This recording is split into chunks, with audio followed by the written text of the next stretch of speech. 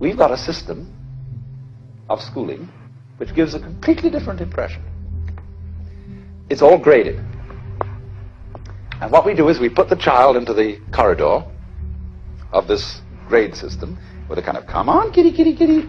And yeah, you go to kindergarten, you know. And that's a great thing because when you finish that, you'll get into first grade.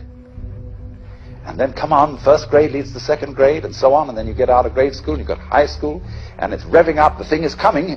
Then you're going to go to college. And by Jove, then you get into graduate school. And when you're through with graduate school, you go out to join the world. And then you get into some racket where you're selling insurance. And they've got that quota to make. And you're going to make that. And all the time, this thing is coming. It's coming. It's coming. That great thing, the success you're working for. Then when you wake up one day about 40 years old, you say, my God, I've arrived. I'm there. And you don't feel very different from what you always felt. And there's a slight letdown because you feel there's a hoax. And there was a hoax.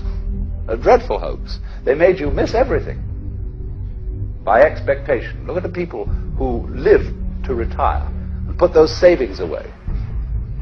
And then when they're 65, they don't have any energy left, they're more or less impotent, and they go and rot in an old people's, senior citizens community. Because we've simply cheated ourselves the whole way down the line. We thought of life by analogy with a journey, with a pilgrimage, which had a serious purpose at the end, and the thing was to get to that end. Success or whatever it is, or maybe heaven after you're dead. But we missed the point the whole way along. It was a musical thing, and you were supposed to sing or to dance while the music was being played. But it's reality. Well, dreams, they feel real while we're in them, right? It's only when we wake up that we realize something was actually strange. Let me ask you a question. You never really remember the beginning of a dream, do you? You always wind up right in the middle of what's going on. I guess, yeah. So how did we end up here? Well, we just came from the, Think about it, Ariadne. How did you get here? Where are you right now? We're dreaming. You're actually in the middle of the workshop right now, sleeping. This is your first lesson in chair dreaming. Let's get going.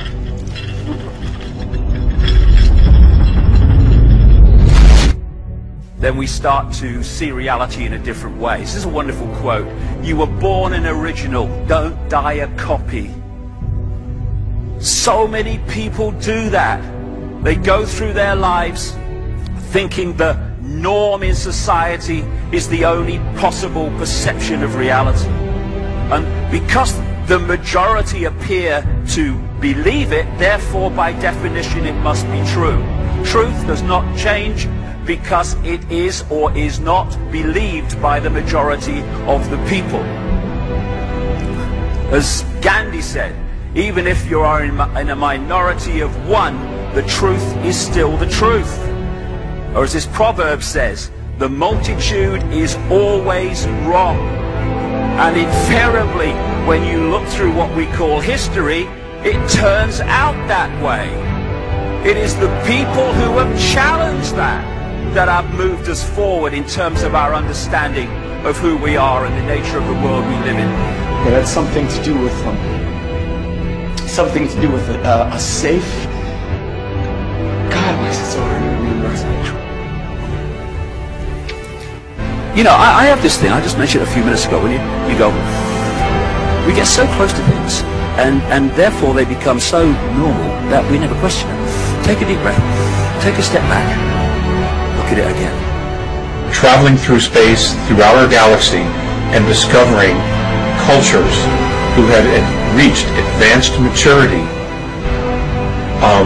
that had actually destroyed themselves because they lost their original intent. And I believe that the original intent is learning to totally and unconditionally not only love oneself, but love all. When you lose focus of that,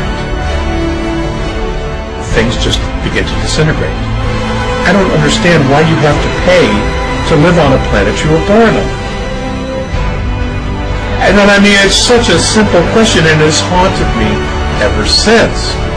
And you know what, ladies and gentlemen? Ask yourself that question. Why do we have to pay to live on a planet we were born on? And who are we actually paying for the privilege of being alive here? Who made them the boss? Who put them in charge? You know? Think about that.